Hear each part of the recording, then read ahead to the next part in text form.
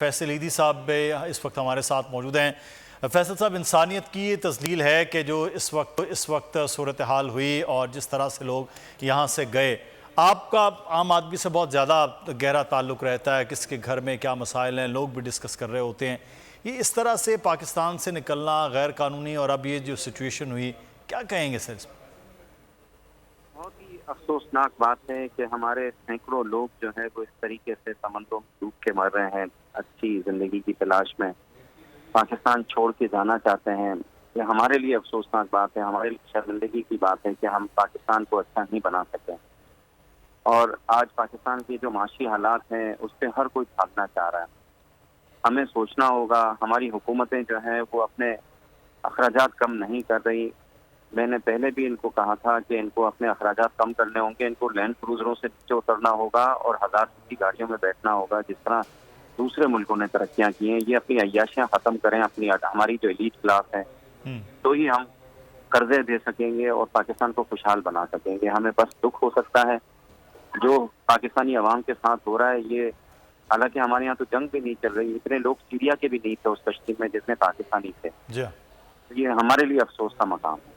تو فیصل عیدی صاحب، پھر یہی مقدر ہے یہاں کے نوجوانوں کا جو پڑھے لکھے بھی ہیں، ہنر بھی ہے، لیکن پاکستان میں نہ جابس ہیں، نہ کوئی کاروبار کر پا رہے ہیں، تو بس یہی مقدر ہے اس ملک کے نوجوانوں کا؟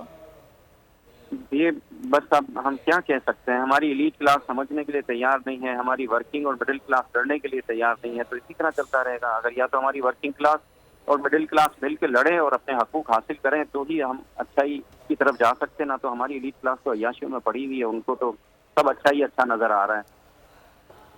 فیصل صاحب، یہ بات افسوس کے لائق نہیں کہ 75 سال پہلے کی ہم تصاویر دیکھتے ہیں جب ٹرینیں بھر کر انڈیا سے پاکستان میں داخل ہو رہی تھی، لٹے پٹے لاشیں اور اچھے اور سہانے مستقبل کا خواب کہ پاکستان جا رہے ہیں، اور 75 سال بعد اب یہاں سے لوگ جو ہے وہ غیر قانونی طریقے سے یا قانونی طریقے سے دھڑا دھڑ یہاں سے جا رہے ہیں کہ اچھے مستقبل کے لیے اور ایک بہتر مستقبل کے لیے وہ پاکستان چھوڑ رہے ہیں۔ تو پھر ہم نے قائد کے پاکستان کو آج 75 سال بعد کہاں کھڑا کر دیا؟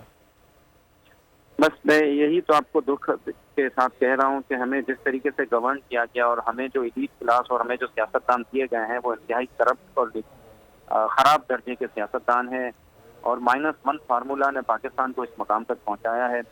اب ہمیں کیا کرنا ہے ہمیں تو سمجھ نہیں آ رہی۔ ہماری ایلیٹ کلاس سمجھے، ہمیں جو یہاں پہ جو کنگ میکرز ہیں ان کو سوچنا چاہیے کہ وہ کس طرح کے لوگوں کو ہم پر مسلط کرتے رہے ہیں، اور جمہوریت کو بس چلنے دے جس طریقے سے بھی چلتی ہے، ورنہ جو ہے وہ یہاں پہ بہت ہی خراب حالات۔